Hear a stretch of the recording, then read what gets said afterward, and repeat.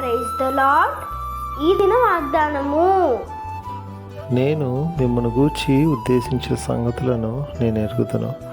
రాబో కాలమందు మీకు నిరీక్షణ కలిగినట్లుగా అవి సమాధానకరమైన ఉద్దేశములే గాని హానికరమైనవి కావు. ఇదే యెహోవా వాక్కు. ఇర్మియా గ్రంథము 29వ అధ్యాయము 11వ వచనము. దేవుడు ఈరోజు మనకిస్తున్న వాగ్దానము. మన యొక్క జీవితంలో మనం ఎదుర్కొంటున్న కొన్ని పరిస్థితులను బట్టి, కొన్ని స్థితులను బట్టి మనము చాలా మార్లు కృంగిపోయి నలిగిపోతూ ఉంటాం.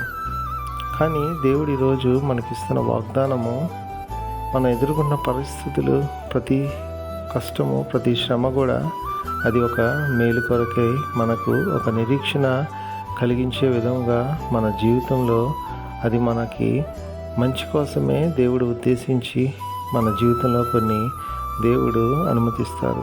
సో కాబట్టి ఏవి కూడా హానికరమైనవి కావు. కాబట్టి వేటి గురించి కూడా దిగులు పడొద్దని ఈరోజు దేవుడు మనకి వాగ్దానం చేస్తున్నారు.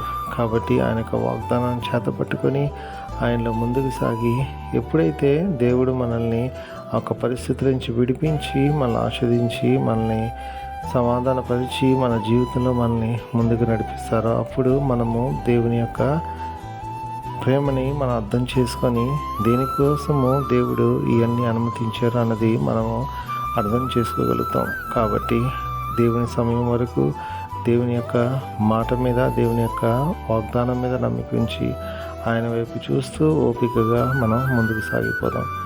తద్వారా దేవుడిచ్చే ఆశీర్వాదాలు పొందుకుందాం. అటువంటి కృప దేవుడు మనకు అనుగ్రహించునుగాక. ఈ వాగ్దానము మనందరి జీవితంలో నెరవేరును గాక. ఆమేన్.